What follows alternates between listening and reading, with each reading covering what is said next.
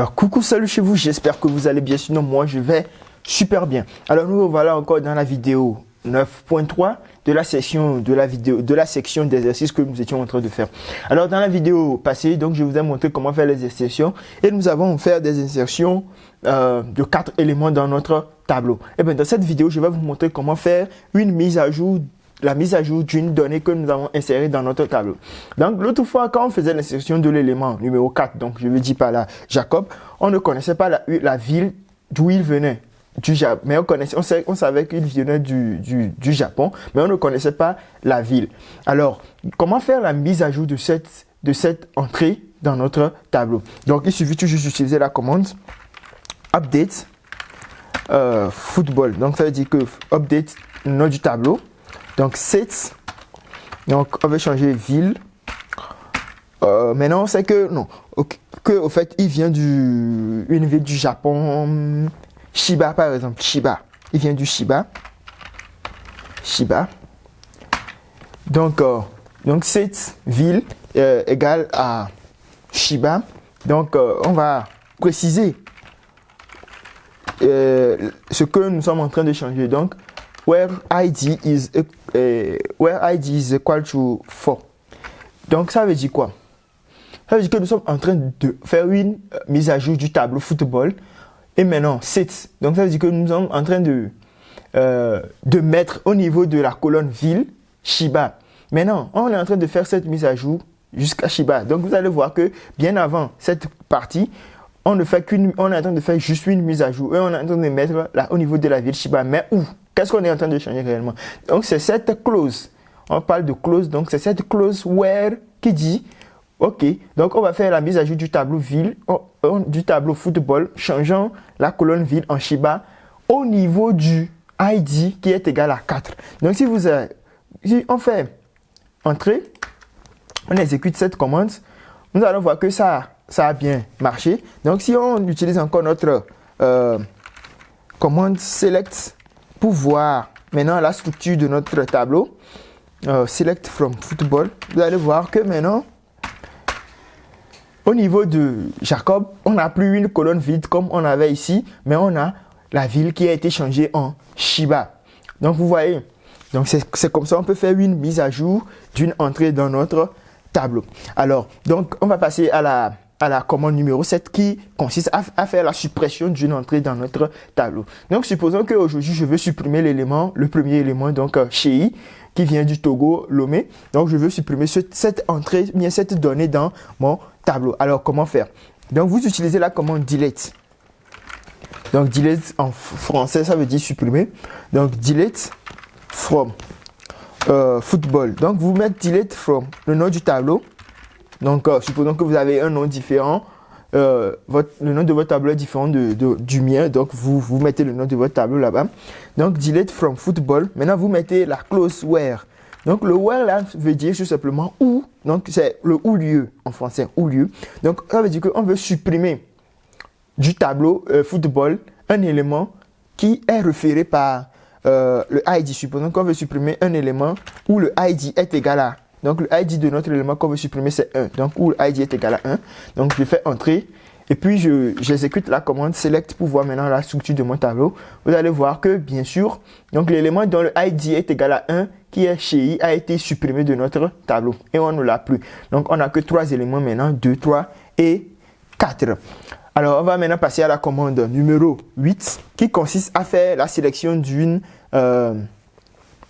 donnée ou bien d'une entrée de notre tableau. Donc supposons que j'ai plus d'éléments que les 3 là que j'ai ici. Et maintenant je veux sélectionner, bien je veux voir l'élément, le joueur dont le ID est par exemple 3 par exemple. Le ID est 3 par exemple.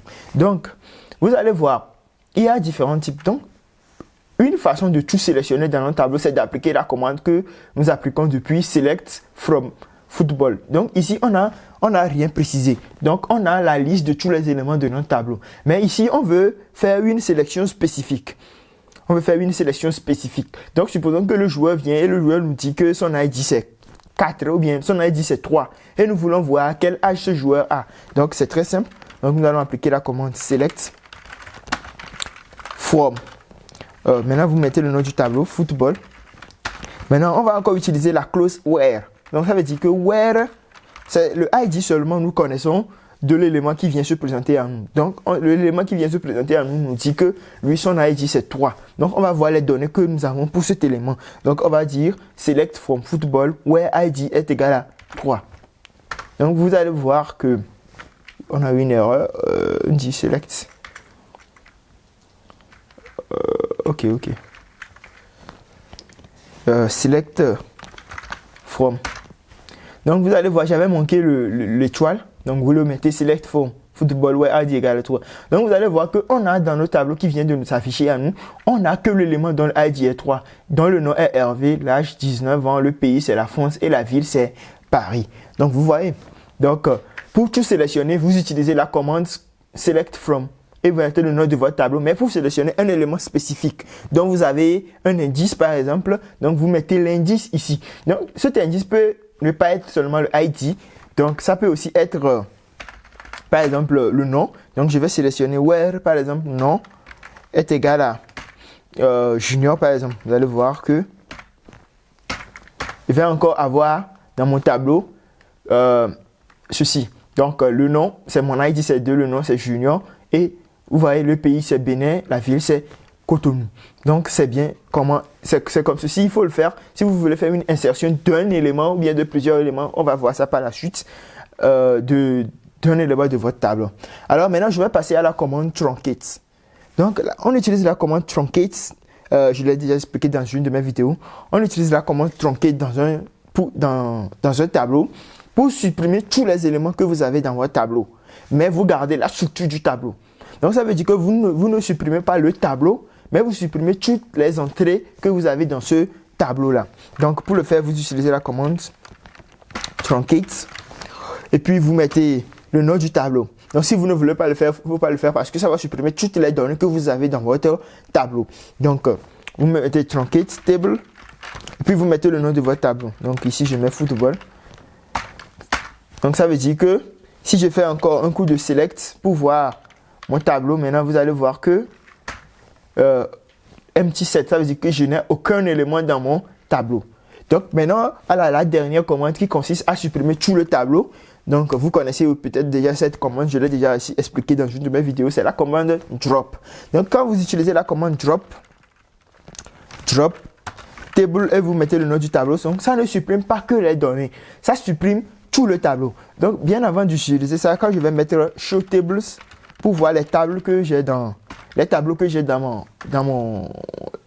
base de données sport, vous allez voir que j'ai toujours le tableau football. Mais quand je vais mettre drop maintenant, drop table, et puis je mets le nom du tableau football, vous allez voir que ça supprime maintenant le tableau football même. Donc c'est un peu la différence entre truncate et drop. Et maintenant quand je vais vouloir dire show tables, vous allez voir que empty set, maintenant je n'ai plus aucun tableau dans ma base de données. Alors, merci d'avoir suivi cette série de vidéos sur que j'ai nommé exercice. Donc, pour faire un peu la récapitulation de ce que nous avons fait jusqu'alors. Et donc, j'espère que vous avez appliqué, vous avez mieux compris les différentes commandes que nous avons fait jusque-là. Alors, merci de nous avoir suivis et on se retrouve dans la prochaine vidéo.